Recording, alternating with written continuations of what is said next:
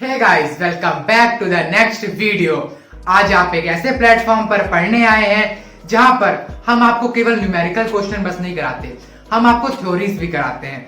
ऐसी थ्योरी जो आपके एग्जाम में आने में बहुत ज्यादा चांसेस रहते हैं, क्योंकि आपके एग्जाम में बहुत सारे ऑब्जेक्टिव क्वेश्चंस भी आते हैं, शॉर्ट आंसर, लॉन्ग आंसर वगैरह आते हैं, मीनिंग पूछ ली जाती है। वो सब कुछ हम यहीं पे आपको कवर करा देंगे, क्योंकि आपको ना उसके बुक देखने की जरूरत पड़ेगी, ना कोई और नोट्स कहीं से लेने की जरूरत पड़ेगी। डायरेक्टली आप यहाँ से नोट्स लिखिए, क्योंकि हम यहाँ पे बहुत अच्छी अच्छी डेफिनेशन लिखवाते हैं भाई, ऐसा वैसा नहीं, हाई लेवल करवाते हैं सब कुछ चीजें। ओके, तो देखिए आपको इस प्लेटफॉर्म पर थ्योरी के साथ साथ न्यूमेरिकल क्वेश्चन दोनों ही सब कुछ करने को मिलेगा। ओके, तो आज हम शुरू करने जा रहे हैं चैप्टर ट्रायल बैलेंस। आइए, हमारा ट्रायल बैलेंस का फर्स्ट पार्ट है। तो फर्स्ट पार्ट में हम हमेशा की तरह क्या करेंगे, थ्योरी पूरी कवर करेंगे। तो चलिए आज की कक्षा शुरू करते हैं। So guys, let's start video number 49।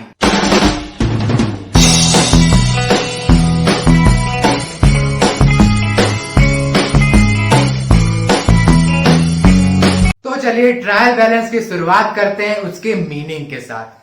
तो देखिए यहाँ पे लिखी हुई है बहुत ही अच्छी, बिल्कुल तड़कती भड़कती इसकी एक डेफिनेशन, ध्यान से देखिएगा। It is a statement prepared with the debit and credit balances of the ledger accounts to the test the arithmetical accuracy of the books. अब देखिए सिंपली क्या बोल रहा है। सबसे पहले तो ट्रायल बैलेंस एक स्टेटमेंट होती है। ये क्वेश्चन जनरली आता है, ऑब्जेक्टिव में आपको देखने को मिल जाता है कि ट्रायल बैलेंस इज अ, लिख देगा अकाउंट, कि भैया ये क्या है, आपका स्टेटमेंट है। तो आप इस पर टिक लगाएंगे स्टेटमेंट में, ठीक है। Prepared with the debit and credit balances of the ledger accounts. अब ये किससे बनाया जाता है? जो लेजर होती है ना, उसमें बहुत सारे अकाउंट्स होते हैं, like purchase account, cash account, sales account. उनके बैलेंसेस को उठा के आप डाल देते हैं किसके अंदर, ट्रायल बैलेंस के अंदर, to test the arithmetical accuracy of the books. हम क्या टेस्ट करते हैं यहाँ पे, अर्थमेटिकल एक्यूरेसी। ये भी क्वेश्चन आ जाता है कि अर्थमेटिकल एक्यूरेसी किसमें चेक की जाती है। दे देगा लेजर जर्नल ट्रायल बैलेंस, क्या लिखेंगे आप, यस, क्या, ट्रायल बैलेंस। अब ये अर्थमेटिकल एक्यूरेसी होती क्या है? देखिए, कुछ जो गलती वगैरह हो गई हो ना, उनको अगर सुधारना है तो सीधे आप ट्रायल बैलेंस बनाते हैं, और उसी को हम देखने के लिए कहते हैं अर्थमेटिकल एक्यूरेसी। कुछ एरर्स वगैरह हो गए हैं तो ट्रायल बैलेंस में आके सुधर जाते हैं, ठीक है। तो ये आपने समझ लिया इसकी पूरी ट्रायल बैलेंस की डेफिनेशन। अब देखिए, आपको सबसे पहले क्या बनाना पड़ता है, जर्नल।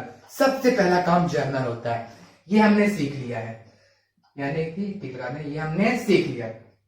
उसके बाद बनाना रहता है लेजर। अब देखिए, जर्नल बनेगी तभी लेजर बनेगी, और लेजर भी हमने सीख लिया है। उसके बाद जब लेजर बनेगी तभी ट्रायल बैलेंस बनेगी, ठीक है, ये हम सीखने जा रहे हैं। फिर ट्रायल बैलेंस बनेगी, उसके बाद फाइनल अकाउंट बनते हैं, और ये अभी हमारे ये और ये बचे हुए हैं। देखिए, अगर आपने जर्नल और लेजर अभी तक नहीं पढ़ा है तो पढ़ लीजिए, लिंक मैं डिस्क्रिप्शन बॉक्स में डाल दूंगा, ठीक है। अब देखिए, एक बार ध्यान दिला दूं मैं आपको कि जो लेजर अकाउंट है ना, इस टाइप का होता है। ये डेबिट बैलेंस इधर साइड, इधर साइड क्रेडिट बैलेंस। मान लेते हैं, चलिए हम परचेज अकाउंट बना रहे हैं, आ गया उसका ये डेबिट बैलेंस, तो आप ट्रायल बैलेंस में परचेज तो कहां दिखा देंगे, डेबिट बैलेंस में, ठीक है। जब न्यूमेरिकल क्वेश्चन करेंगे तो डेबिट क्रेडिट का आपको और अच्छे से समझ में आ जाएगा। तो देखिए, ये हमने समझ लिया मीनिंग ऑफ ट्रायल बैलेंस। लेकिन अब समझते हैं कि ट्रायल बैलेंस बनाना क्यों चाहिए भाई, क्या उसका ऑब्जेक्टिव है ट्रायल बैलेंस बनाने का। तो चलिए बढ़ते हैं ऑब्जेक्टिव्स ऑफ ट्रायल बैलेंस की ओर। तो ऑब्जेक्टिव्स का आप देखिए, पहला पॉइंट है to ascertain the arithmetical correctness of ledger account. मैंने बताया है कुछ गलती हो गई लेजर अकाउंट में, तो उसको सुधारने के लिए हम ट्रायल बैलेंस बना लेते हैं। उस गलती को क्या नाम देते हैं, अर्थमेटिकल एरर्स वगैरह हो जाते हैं, उनको करेक्ट कर लेते हैं।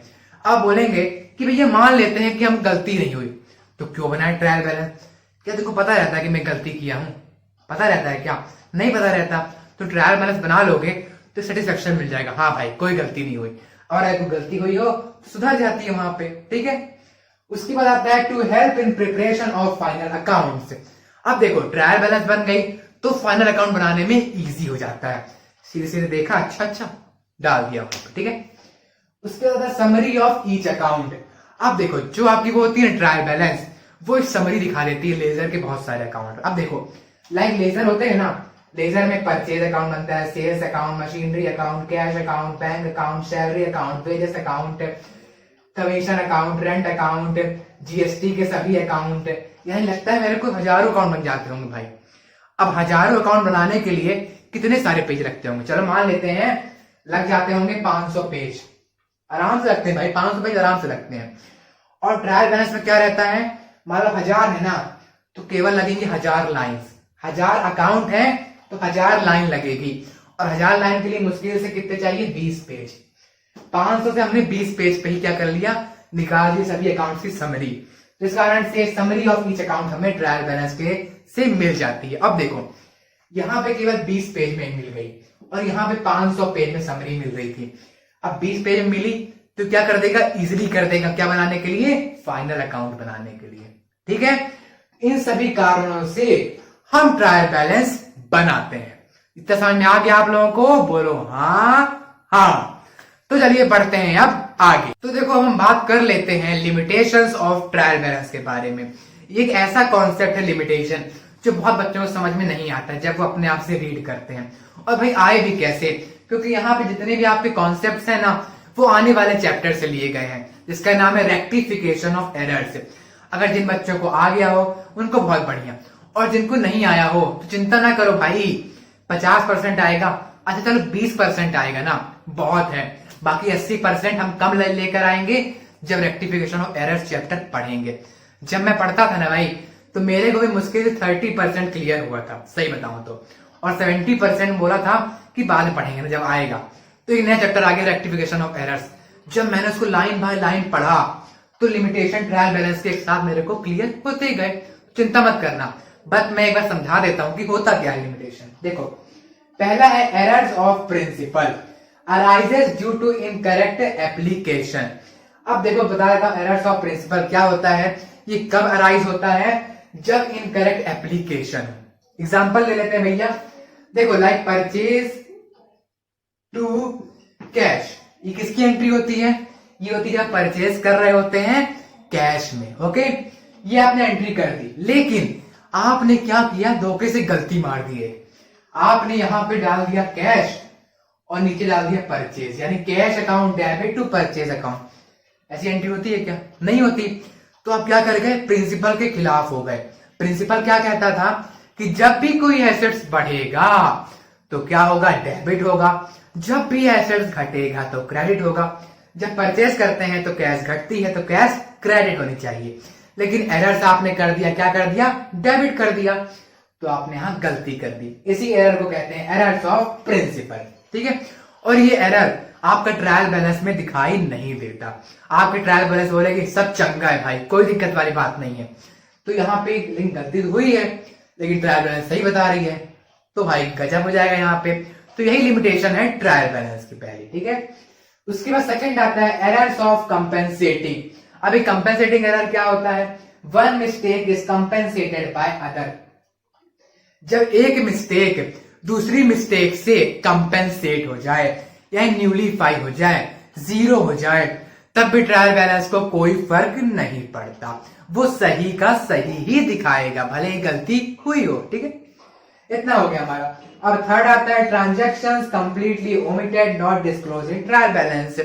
आपने परचेज करी, परचेज दिखाई नहीं क्या करी, परचेज दिखाई नहीं, तो ट्रायल बैलेंस कौन सा पता है भाई, आपने परचेज करी नहीं करी ना, इस कारण से हम क्या करेंगे, ट्रायल बैलेंस में दिखाएंगे, लेकिन ट्रायल बैलेंस हमारी गलती नहीं पकड़ पाएगा, ठीक है। नेक्स्ट आता है posting correct amount in the correct side but in wrong account. यहां पे क्या हो रहा है कि आप करेक्ट अमाउंट सही है और साइड भी सही है। साइड क्या होता है, डेबिट साइड और क्रेडिट साइड, लेकिन आपने रॉन्ग अकाउंट में डाल दिया।